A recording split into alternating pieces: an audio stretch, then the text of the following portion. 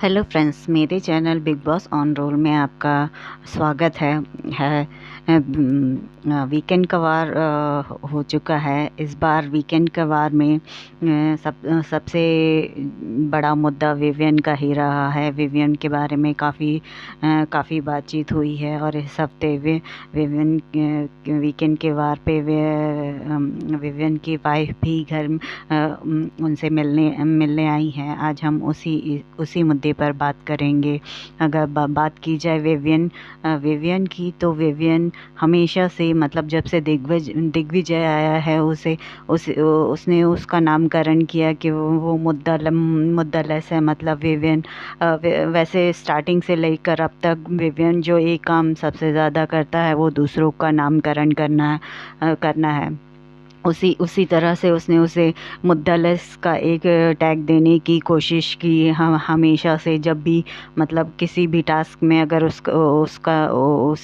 उसका नाम लेना है, उसे किसी का नाम लेना है, तो वो दिग्विजय को टारगेट करता और उसे इसी टॉपिक पे उस पे बात करता कि वो मुद्दलेस है।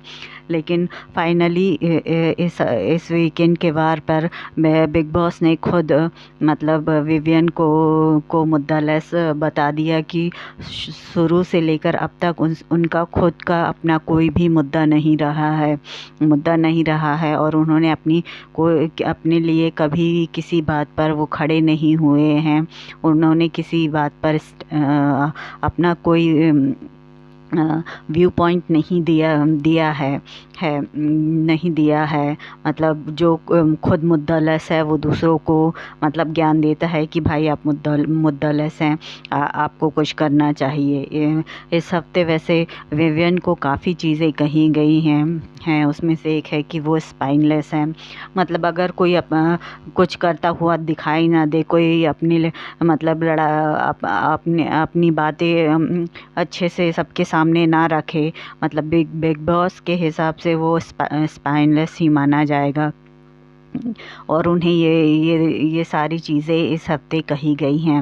वैसे देखा जाए तो मतलब 10 हफ्ते हो चुके हैं। ये 11वां हफ्ता चल रहा था और बिग बॉस, मतलब उनमें वो इतना भी वो नहीं था कि इससे पहले वो विवियन को ये सारी बातें समझा पाते। मतलब उनमें इतनी हिम्मत नहीं हुई शायद, इसलिए बिग बॉस ने हाँ, फाइनली बिग बॉस ने खुद अपना एक नया गेम सेट करके विवियन को जगाने के लिए उन्हें एक अलग ही ट्रिक अपनाई। उन्होंने वो खुद विवियन को प्रेशराइज नहीं कर सकते थे।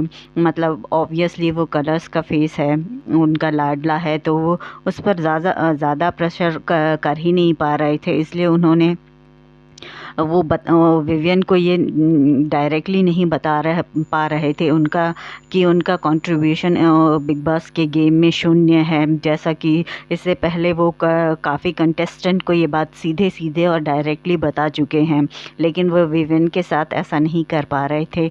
इसलिए उन्होंने बिग बॉस ने इस हफ्ते सीधे विवियन की वाइफ को ही उनके सामने लाकर बैठा दिया, ताकि वो विवियन की वाइफ उन्हें सीधे स्ट्रेटली उन्हें ये बात बता सके कि उनका गेम कितना ख़राब चल रहा है बिग बॉस में। और विवियन की वाइफ ने उन्हें बाहर की, मतलब बहुत सारी बातें बताई, काफ़ी कुछ बता दिया उन्होंने कि बाहर आखिर चल क्या रहा है और विवियन का गेम कैसा दिखाई दे रहा है। वैसे उन्होंने करण के टॉपिक पर भी बात की और अविनाश और ईशा के टॉपिक पर भी बात की, लेकिन वो उनकी वाइफ हैं, इसलिए उन्होंने विवियन की तरफ से ही पूरा बताया कि करण